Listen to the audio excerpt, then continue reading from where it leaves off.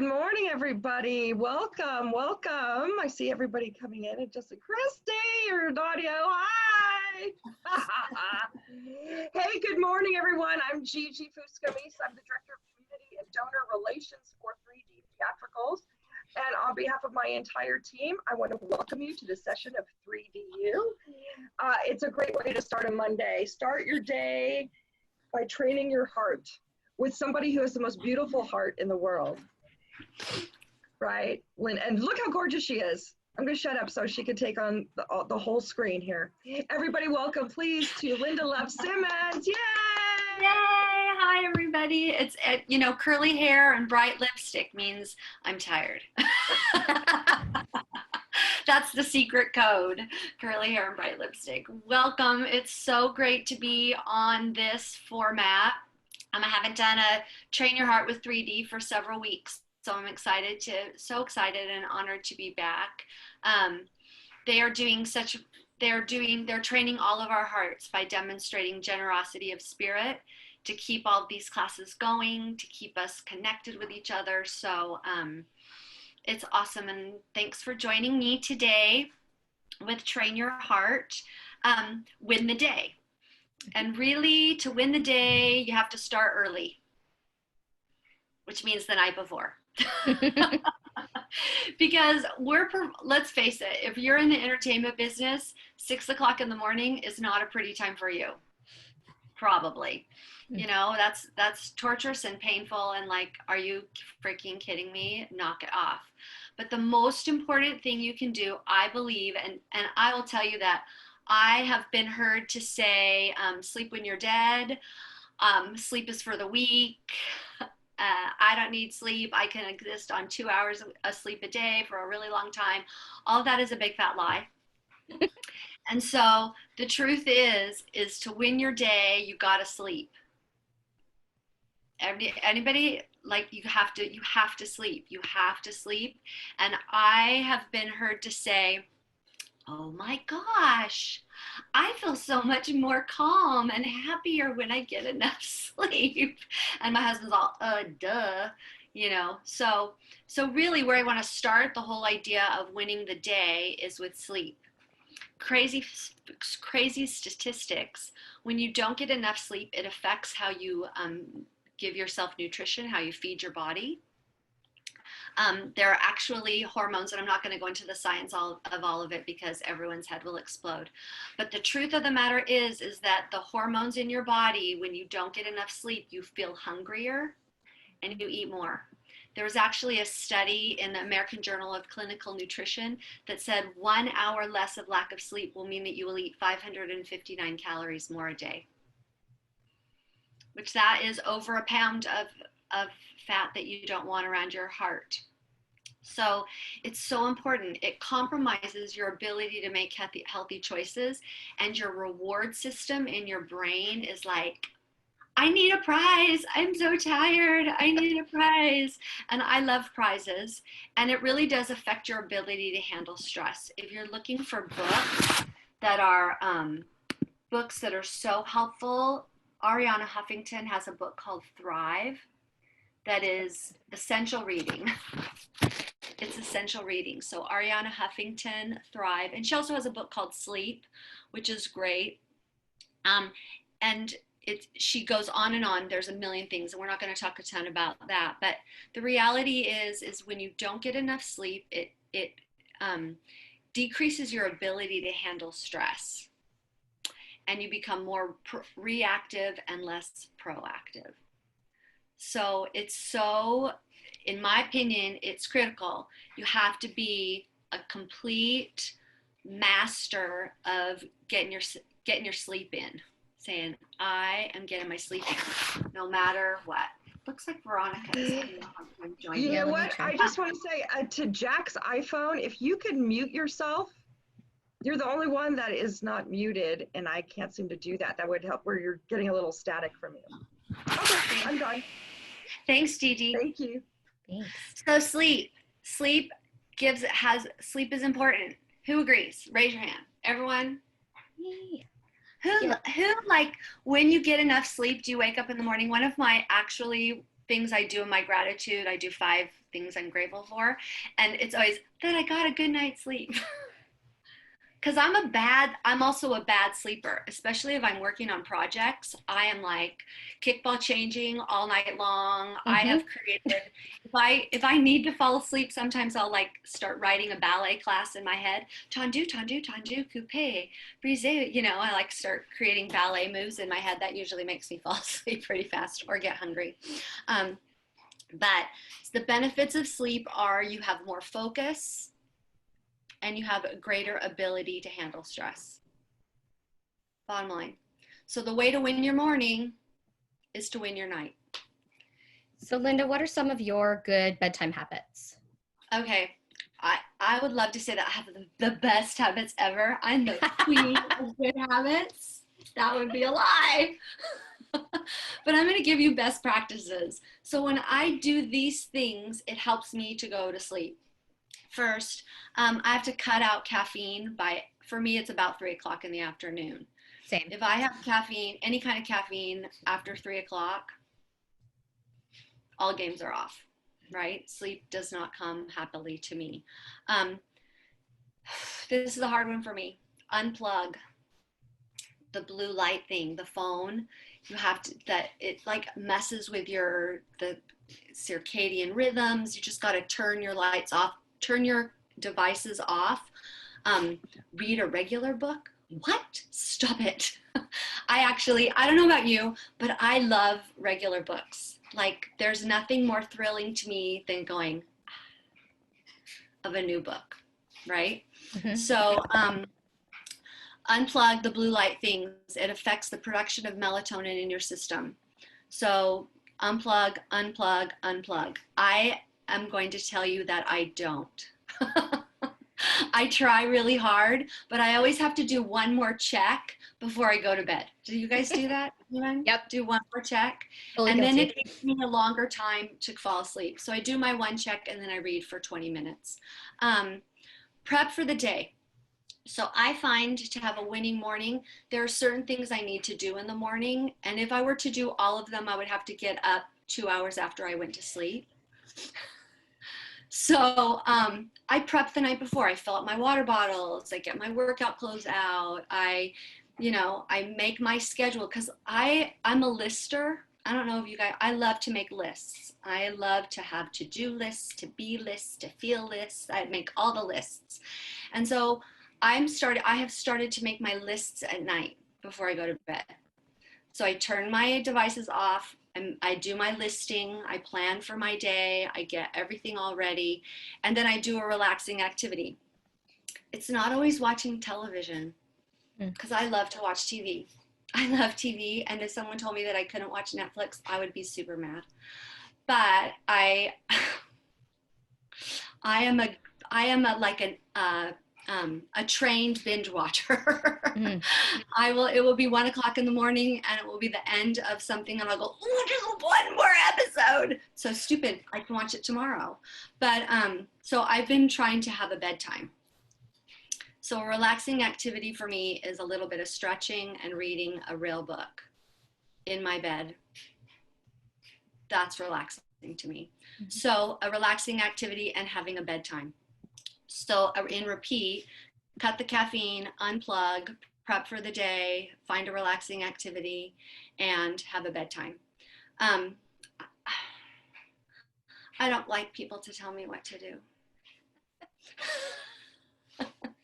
Because I'm bossy and I'm the boss of things. So I like to tell myself what to do.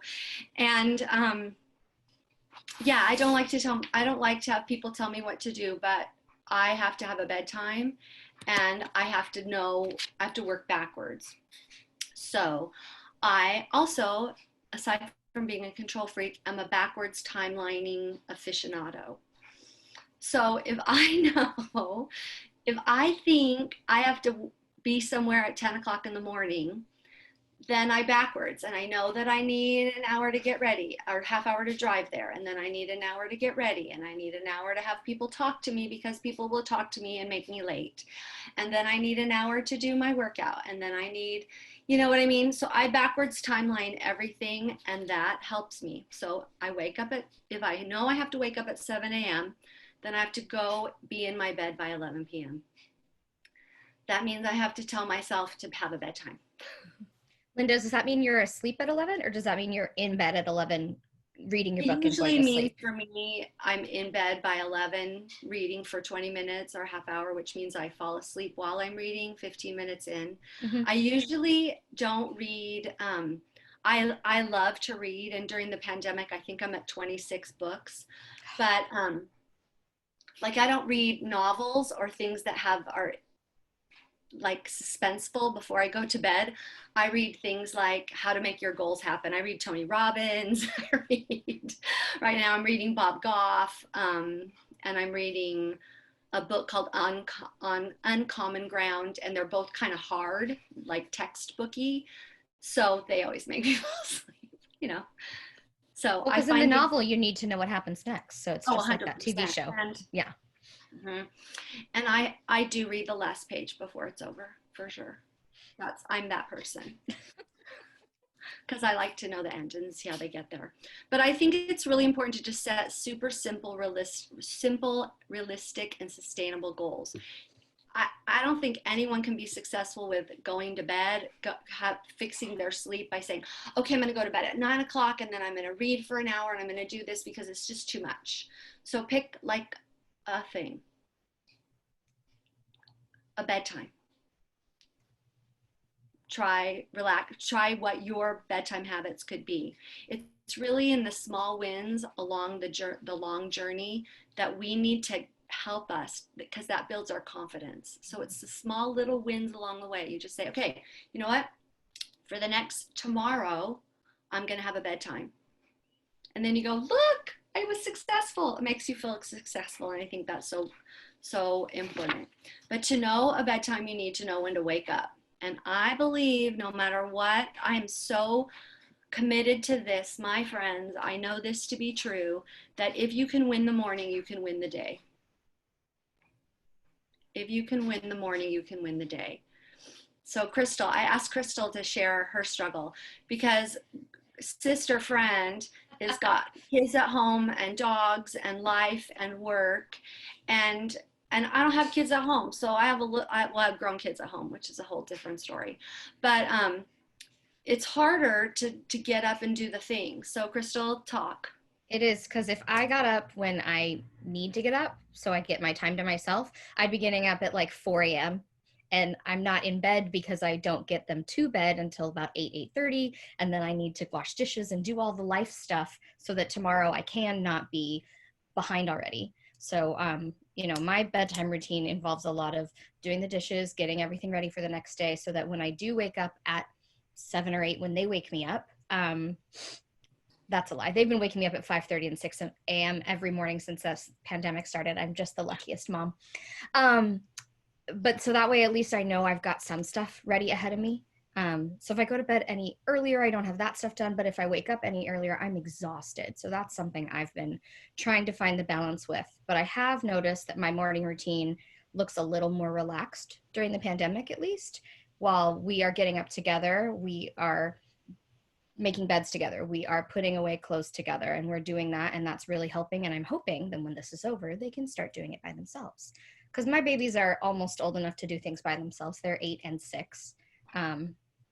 They do some things, but not everything, and hopefully I can get some of my morning back that way. And I like to use the term morning broadly. Yes.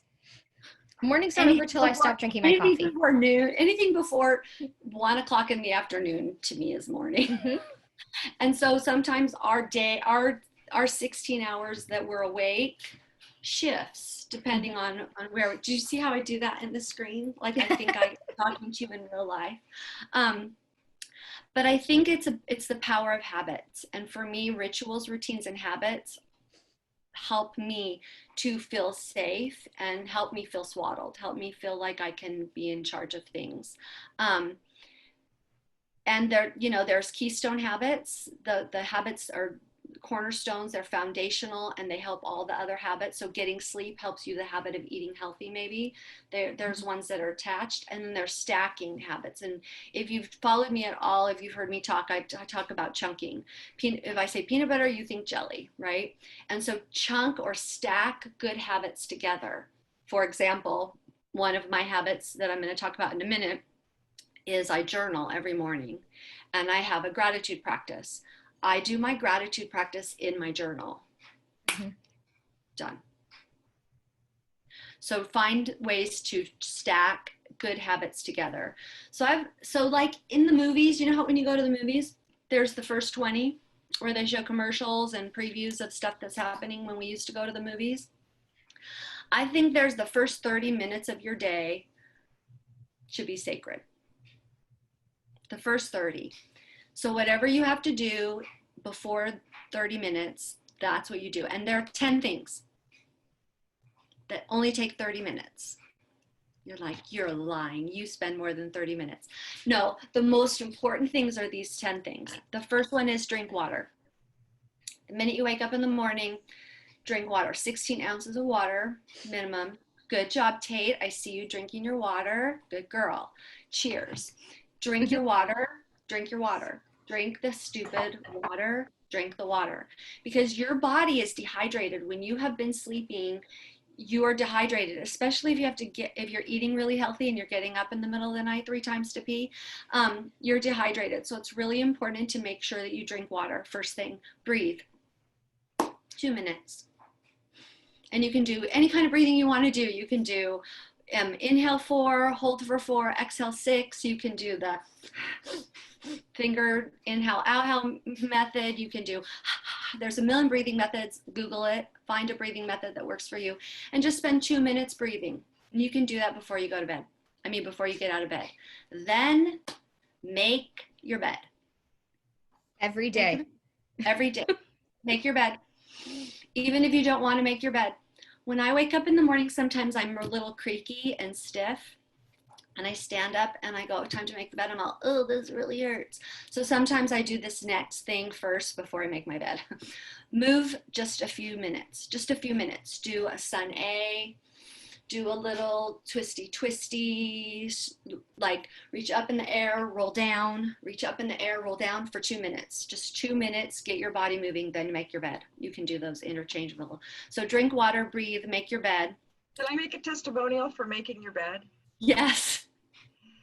You know, I'll just share quickly. My husband passed away 2 years ago, and you know, it's very easy to throw yourself into the pit of despair and just kind of cry in bed. I was determined not to be that person, not to deal with my grief that way. And he wouldn't want that. He told me that too. I was never that person anyway. But the ritual of getting up and making the bed saved me. Because when you have an unmade bed and you feel depressed, or you just don't feel like you can face the day, crawling back into that warm, unmade bed is really inviting. But to get up and to make the bed tells everything about your being. It's time to go. My husband would say, it's a great day to be alive. Let's go. And so that's my credo. That's my motto. And it does, especially in those horrible moments, it seems like a silly thing, but it saved me and made a huge difference. That and not leaving dishes in the sink. Washing the dishes, get away. But I know they seem silly rituals, but there's something about doing these things that tell your body and your psyche, it's time to go. It's time to get on with your life. Let's go. Let's make it a good day. So making the bed saved my life. So that's a very good point you make. Okay, I'll shut up. And now. spend the money to make your bed the way you love it. Like my bed is beautiful. I love the way my bed looks. I have pillow art, you know, and I love my bed. So it's beautiful when it's made and I'm all, yay, my bed is made. But then, like you said, Gigi, at the end of the day, okay, so true confessions. My favorite moment in life, okay, better than choreographing my favorite things, better than my favorite people in the world, my favorite minute of the day is when I get in my bed for the first time. That first, I literally make that sound every night for my whole life. It's my favorite thing. And so when I get in and the sheets are all beautiful and tucked in and tight and beautiful, I just love it. So make your bed, move, and then journal, gratitude journal, write your life. And there's a million different ways to journal. You can, Brenda Burchard it, the Performance of Habits of High Performing People, where you decide how you want to be a day, and there's a checklist. You can journal by doing Rachel Hollis Start Today Journal, which is 5 things of gratitude and then 10 goals you're working on. You can Artist Way journal. Just do it. Do it. And try all the different kinds of journaling. Try stream of consciousness journaling. I have some of those where I just would write whatever I wanted, whatever like barfed out of my brain. And I should probably throw those away, because if anyone ever read any of those, they would for sure certify me as wackadoodle out of my mind. I am wackadoodle out of my mind. But write all that goo out. Get the goo out. Elizabeth Gilbert talks about it, but Julia Cameron in her book, The Artist's Way, is like, just tells you what to do. So just do your journaling, do your pages, do it in the morning, make the time. Really, you can do it in 20 minutes. If you're doing The Artist's Way and you're doing 3 pages of morning pages, it takes longer than that. Mm-hmm. But that's a 12-week commitment.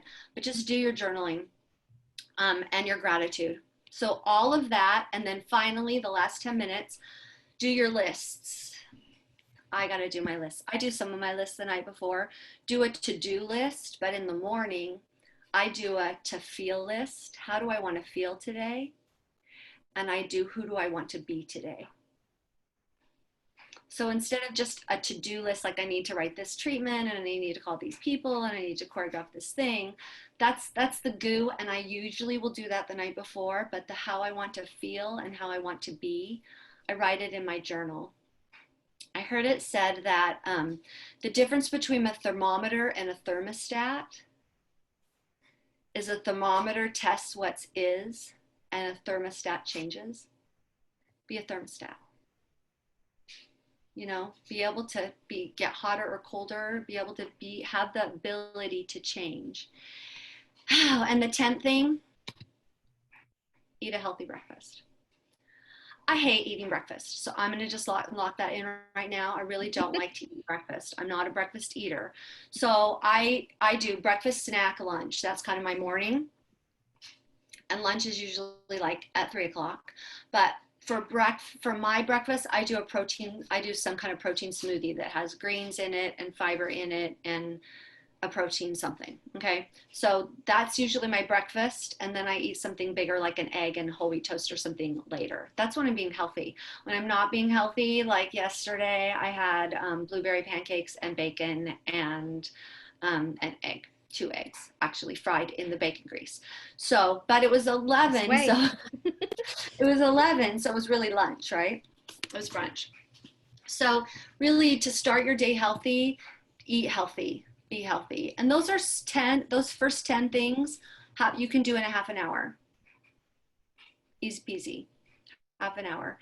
And then after that, make sure you schedule 30 minutes of some kind of hardcore movement.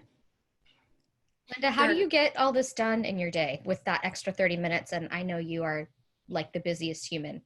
No, because I prioritize it. Like that half hour is sacred to me. I do that. I've been doing that half hour since 1997. And I would say I do it about 65% of those years, you know, but sometimes I allow the world to boss me around instead of me be the boss of my own self. And someone will say, okay, so let's pretend. This isn't pretend. I have rehearsal until midnight. I know my first meeting is at 10. So that still works, right? I'm home by 1. I go to do my thing. I'm leaving at 9:30. I'm okay for a 10 o'clock meeting. But people will say, I need you at 8. And I let that happen sometimes, but not very often. So I'm trying to buy a boundary because I'm not very good at it, because I'm a pleaser. So I want to please everyone.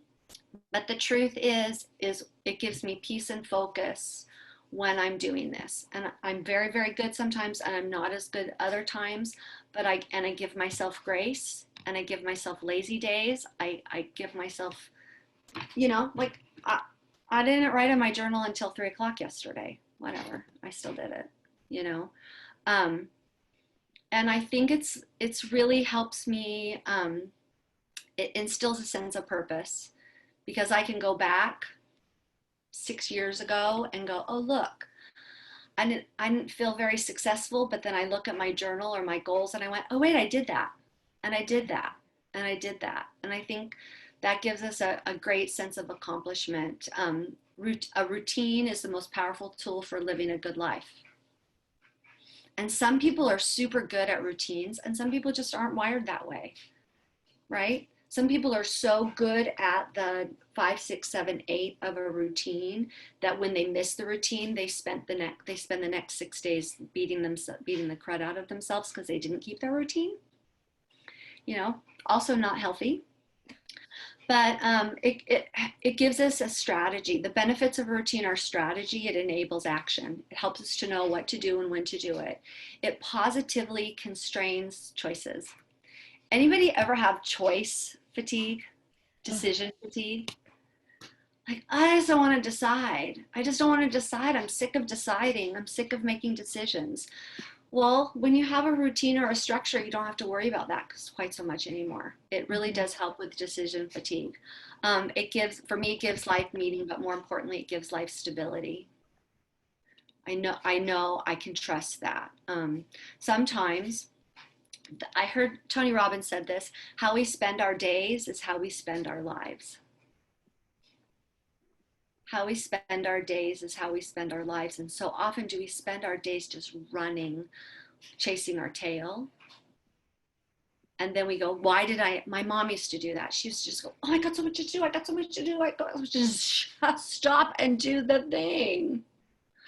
And so I think that the patterns create rhythms, and rhythms make us feel comfortable, make us feel supported. Habits are the great flywheel of life, said William James. So, yeah. And the great thing, 10 things, Crystal wrote it in the chat. So if you want to copy and paste in your life, 10 things to do to win your morning, you can do that. But you have to wake up early, and waking up early for some people, anyone? Sucks. Some people love to wake up early. Some people hate to wake up early. I don't like waking up early, but I love it when I am awake early. Mm-hmm. Does that make sense? I don't like when the alarm goes off. I'm like, no. Actually, I never have to turn off an alarm. I just wake up before it goes off because I'm a weirdo that way. But you have to wake up a little earlier, a half hour earlier, to be successful. What I'm finding now is that sweet spot between 6 a.m. and 7 a.m. in my household, no one else is awake, and so it's really quiet. So that has become, the birds are chirping, the sun is coming up, I'm quietly sitting in my office, which you can see, and doing my work. But Mel Robbins, they say you should not hit your snooze alarm. That hitting your snooze alarm actually gives you worse sleep. First of all, when you hit it, you're automatically saying to yourself, you're failing right away. Nope, not doing it. Failure. You're like, rude. And it doesn't help you sleep more, because your body sleeps in 90-minute cycles. And when you hit the snooze alarm, it tricks your body and it says, oh, good, I get to go into a 90-minute cycle. And then 9 minutes later, you wake up and you're like, ugh. So it actually messes you up, and it makes you sleep less well. Mm-hmm. Stephen Bender just said, from Texas A&M University, said, delaying getting out of bed for 9 minutes by hitting the snooze alarm won't contribute to any type of restorative sleep. It actually confuses the brain into starting the process of secreting more neurochemicals that cause sleep to occur. Basically, it messes with your sleep cycles, so don't do it. When the alarm goes off, 5, 4, 3, 2, 1, get out of bed. Right? You know me, I have quoted Mel Robbins this whole pandemic. Her book, The 5-Second Rule, is epic, and she is a great, follow her on Instagram. Mm-hmm. So you have to backwards timeline, start small, track. I track everything. I track my sleep. I track what I eat. I track when I wake up. It helps the control freak in me. And so you can do, there are apps that tell you when to go to bed. There are gold stars that tell you when to go to bed. But it's important to start small, plan, prepare, and do it. What have we been saying? Listen, learn, and do the friggin' work. Do the friggin' work. Do it. Just try it. And actually, this is where you get to be a scientist. You get to say, I wonder if that would work for me. I noticed that Crystal said she does it, and Linda said she does that, and Hans, and Tate does that, or Gigi said, make your bed. I'm going to make an experiment. I'm going to wonder if that's going to work for me. I'm going to notice that they did it. I'm going to wonder if it worked for me, and then make a hypothesis. Do an experiment and record your findings. Because not everything is going to work for everyone. Mm-mm. So try all the things. Go to the salad bar. Try all the stuff. See what works best for you guys. Don't go to the salad bar now. That's well, fine. You know what I mean. But sorry, I would go to the ice cream bar. I'm going to be totally honest. That's right. Totally true. No phones. I think one of the greatest things you can do is turn your stinking phone off for the first hour of your day. First half hour. I just started doing that, Linda, because you said that. Just for the first half hour, because I don't know about you, but like when I wake up in the morning, if I look at my emails first, I start reacting right away. I'm like, oh my gosh, the world is going to end if I don't answer this email right now. It's the worst thing ever. I am not that important. It will be fine for 30 minutes, right? And so I help to alleviate some of that stress by making sure that I wake up before anybody sends me frantic emails. You know what I mean? So like in my Disney world, nobody sends an email earlier than about 8 or 9 o'clock. So I'm usually good, unless you're Vin Riley and she sends them in the middle of the night, but so do I. So no phones, no reaction, just being proactive the first half hour. Get preparing the night before. I'm a big one. If you fail to prepare to fail. Even something as simple as getting your vitamins. Like I take this many vitamins. My multivitamin and my vitamin C and my vitamin D and my echinacea, all the things that keep us healthy, probiotics, blah, blah, blah. I have all my millions of vitamins and I have them out the night before. Some of my vitamins are gummy vitamins because it makes me feel like I'm eating candy for breakfast. Still a vitamin. Sometimes you have to eat a Flintstone. So I have my vitamins out. I have my water out. I have my socks because I get dressed in the bathroom, but my socks are in the bedroom. So I have my socks and all the things that I need before, so I don't feel like I'm going to wake anybody up, in my closet ready to go. So, and then for me, and everybody's different, everyone is different, but I really, if I don't work out in the morning, I'm a goner. I just don't do it. I don't do it. So my 30 minutes is really an hour and a half. Because after I do that first 30, then I do my workout. And it's always 30-ish minutes of cardio and 30-ish minutes of yoga, stretching, gyrokinesis, some brouhaha that I find. And then that sets me up for the day. And then while I'm working out, I listen to all the good things. Mm-hmm. Audiobooks, podcasts, whatever I need to be studying for that week. All things Brene Brown, all things Lewis Howes. I'm a big Lewis Howes fan. Ed Milet. Podcasts are Trent Shelton, Rachel Hollis. I mean, find your poison and listen to your poison, but make it healthy poison, not poison. Just so that you're learning something. I love to learn something new every single solitary day.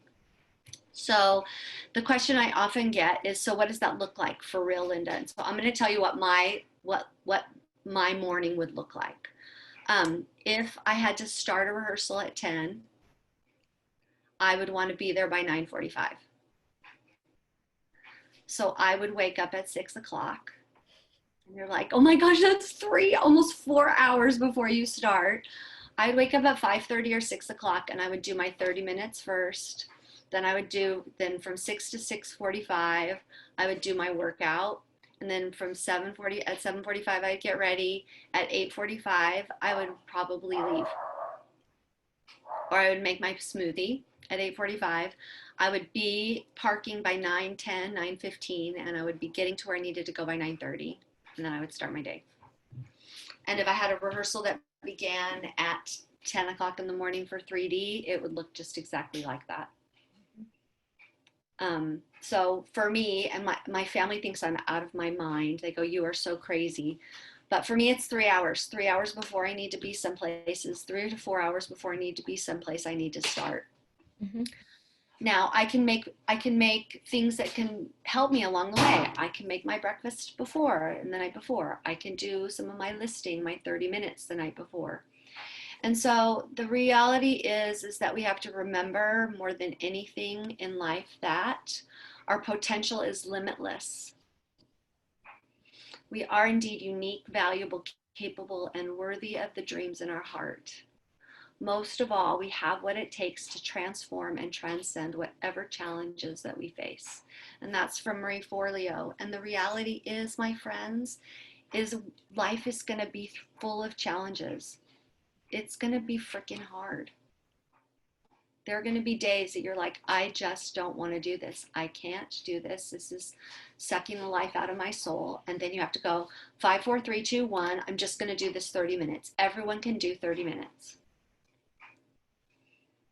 Everyone can do. A new thing I've been trying on a little bit too, just so that you know, is 10 minutes of movement every 2 hours, or 5 minutes every hour.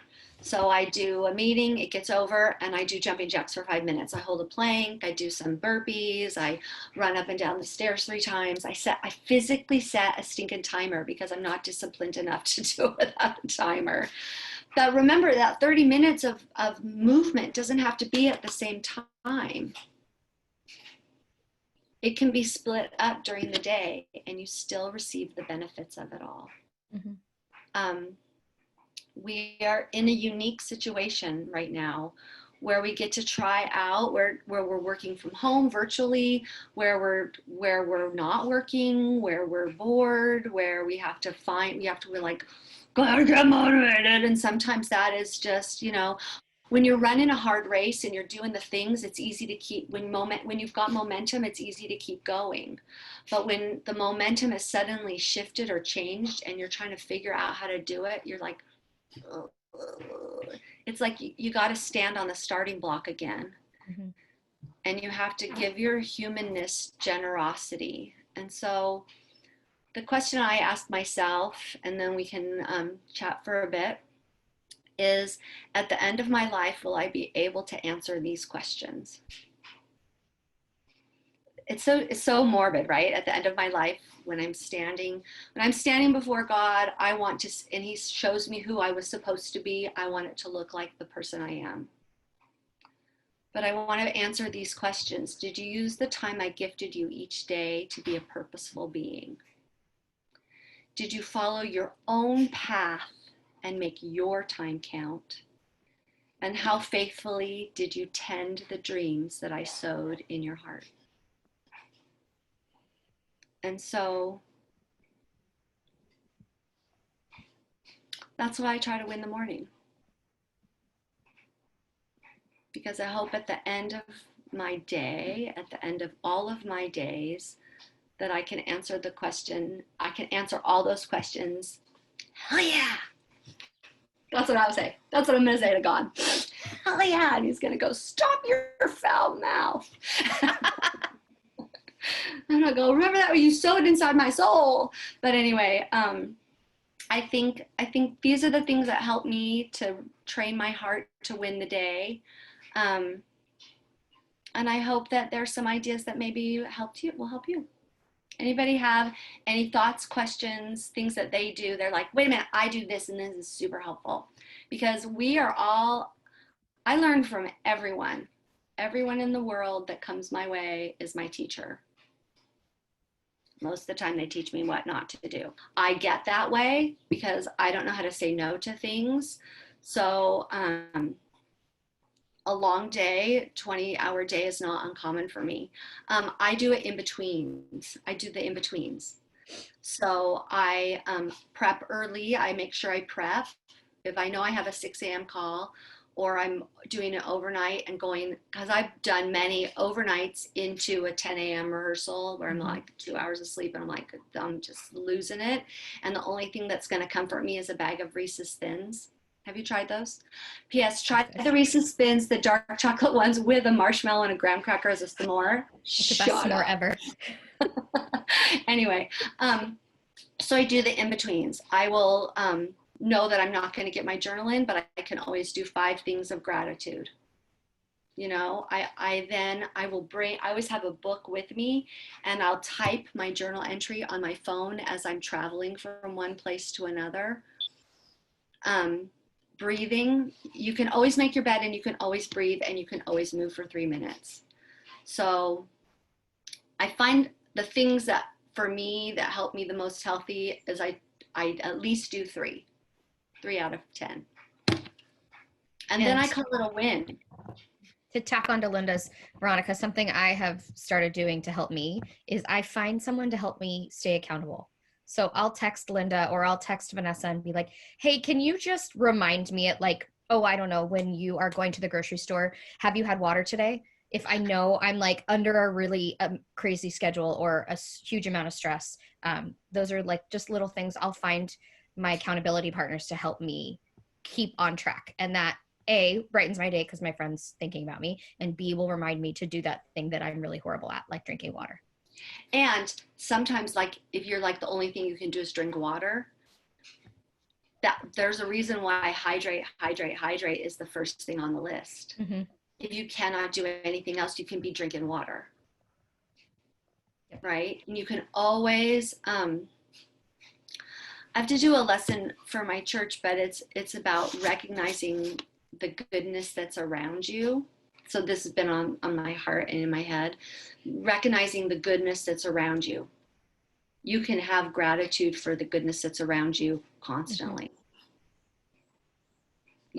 You know, and you don't have to write it down, but you sure can put it in your phone. You can record it as you're running. I have done this before. As I'm running to a place, remember to text Crystal at 1:00 to drink her water,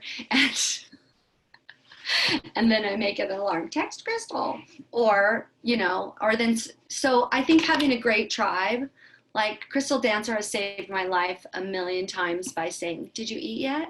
Here's some cheese." Because cheese makes everything better. Yeah. Anybody else have any tips that they found? Veronica, that is such a great question, man. Thank you so much. I'm glad that you all are epic. Oh, Tate, go ahead. Yes, that's so good, Tate. It's like win. It's those small little micro wins that make macro things happen. Mm-hmm. Micro wins, macro gains. And you have, those people who know me will hear me say often, you cannot eat the whole turkey in one sitting. You may want to eat the whole turkey in one sitting, but you cannot eat the whole turkey in one sitting. So just take a drumstick at a time. Yeah. So good. Anybody else? All these great. I know there are people. Tate is really good about journaling and scheduling and that, and it's just finding an area that can help you. I'm looking at the chat. My chat is, I'm like totally super, super technological right now because I have a big screen that you're on and then I'm looking at my notes on my laptop instead of what a normal, because if you are a person, if you are on this call where you want to train your heart and you're like, okay, how do I manage my time? You know, if you've followed me at all, you're the kind of person who wants to be better. Mm-hmm.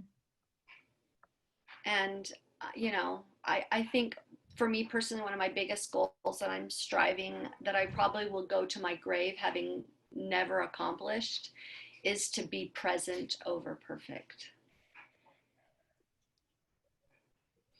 I love to check things off the list. Oh, it's so good. It makes me so happy, you know, and I've come to the realization that sometimes done is perfect, but boy, oh boy, do I like to. I understand what you mean. I mean, my best friend is my yellow legal pads. I'm old Oh my school. God.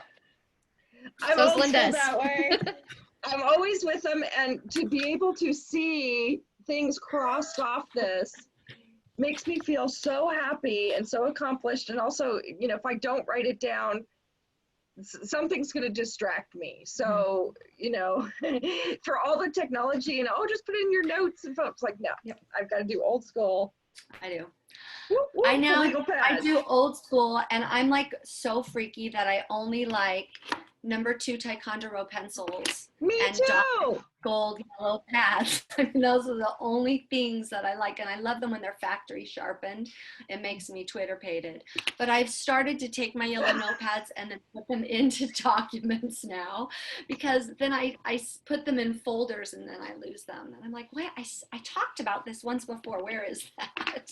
I choreographed that once. And when I choreograph a show or anything, I like write it on a yellow notepad.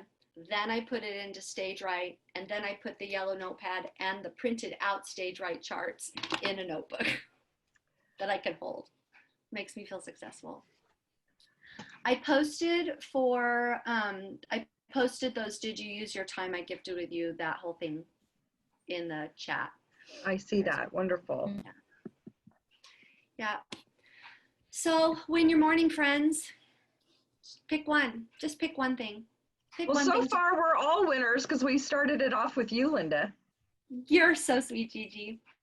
Just if anybody, if you feel like donating, donate to 3D. Gigi will tell you to do that. I am teaching, if you are searching for me, if you look at Linda Love-Simmons, that's my Insta and my Facebook. And I'm teaching dance class tomorrow at 11 a.m. I'm doing another Train Your Heart, Tame the Timeline. Tame the Timeline Torture on Thursday at 1 o'clock, and on Friday at 11 I'm doing a movement for musicians. So those are the 3 things I'm doing online in between all the things, other things. Well, with all your busy schedule, we're so appreciative that you take the time and the generosity of your heart and your spirit to be with us and to have this time. I think it's wonderful, a way for not only for us to gather and maybe exchange really great ideas. I can't draw like you, Tate, but boy, I am really impressed with you. Just, you know, finding ways to cope. We're all in this together in this very strange time. And like you said, with the pandemic, it's bringing on all these new anxieties and new way of learning what our new normal is going to be and trying to reach. I think the biggest thing is just being together. We're all in it together and to help each other out. And Linda, you've just been so amazing with all of the things that you shared with us today. So thank you. Thank you. With that, everybody, we're going to, like I said, or like Linda said, if you care to, it's not required by any means, but if you would like to donate to 3D Theatricals, we are a nonprofit organization. You could go to our website at 3dtheatricals.org and you will find the button to make a donation, should you care to. Thank you, everyone. Everybody, it's a great day to be alive. Let's go. It is a great day to be alive. Let's go, everybody.